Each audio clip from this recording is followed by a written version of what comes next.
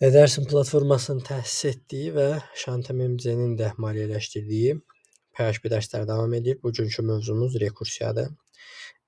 Rekursiya nədir? Özünü çağıran funksiya. Daha doğrusu özünü geri döndərən funksiya.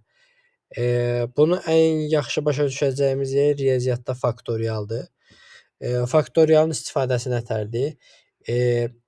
5 səhv eləmirəmsə vurulsun 4 vurulsun 3 vurulsun 2. Bu qaydada gedir.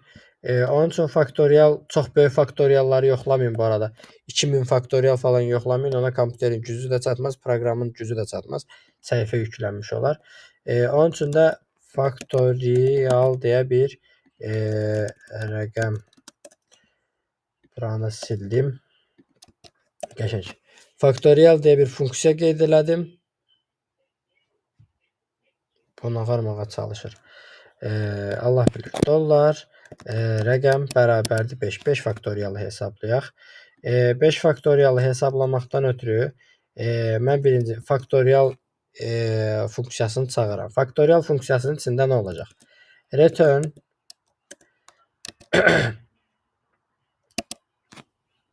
aha. Buranı birazcana alqoritmik olaraq izah eləməliyəm. Bu arada algoritm dərsləri bu kanalda da pulsuz var.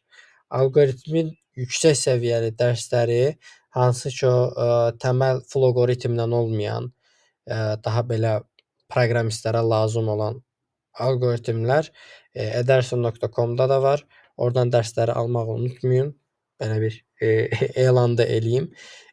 Deməli, faktorialı çağırdım, daxilinə rəqəm verdim. 5-i verdim. 5 gəldi bura.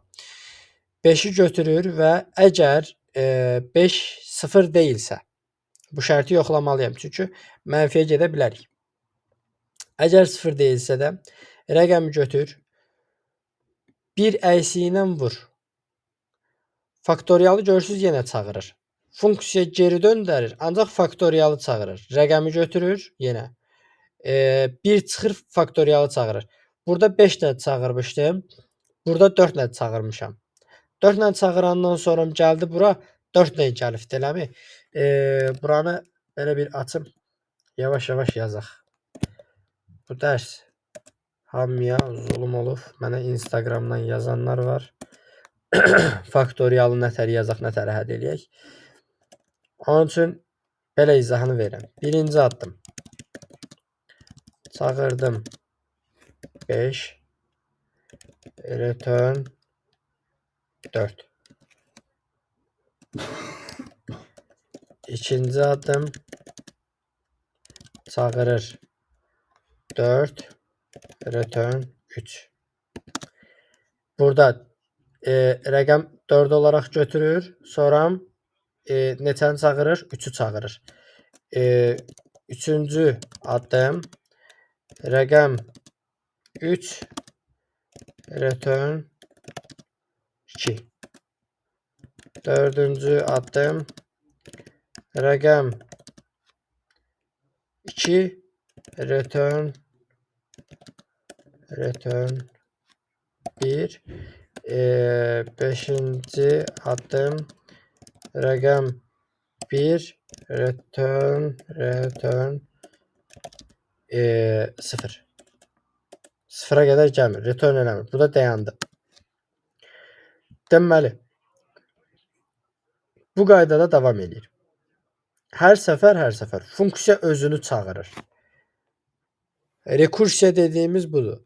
Rekursiv funksiyalar özünü çağıran funksiyalara deyilir. Yaddaşa yazdım.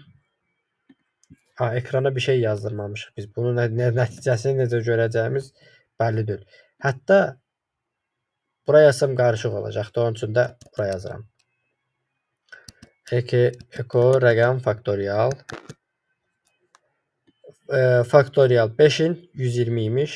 Bunu fərqli rəqəmlə yoxlayaq. Çox yüksək olmayan 9 ilə yoxlayaq. Gördüyümüz kimi istəyirsiniz hesablayın. 9 faktorialınki belə bir şey edir. Bura biz belə bir şərt yazmalıyıq əslində. O şərti biz qısa şəkildə belə yazdıq. Hər addımı eko eləyək, ekrana yazdıraq. Aha. Görürsüz, rəqəm 9, rəqəm 8, rəqəm 7, rəqəm 6, rəqəm 5, rəqəm 4, rəqəm 3, rəqəm 2, rəqəm 1, rəqəm 0 və faktorialı hesablayıb geri döndərir. Yəni bu onu tək səfərdə eləyir. Siz bunu şey formada da yazardınız.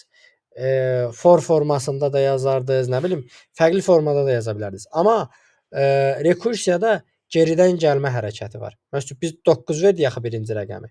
9 özünü hesabladı, bir gerini hesablamaq üçün funksiyaya yenə verdi.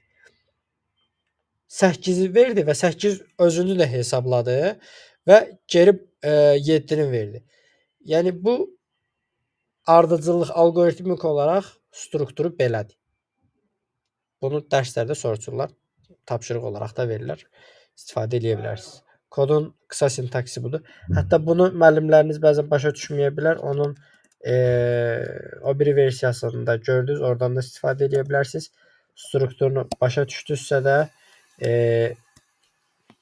bu qaydada özünüz də yaza bilərsiniz. Çox asan bir şeydir əslində. Gələn dərslərdə görüşmək üzrə.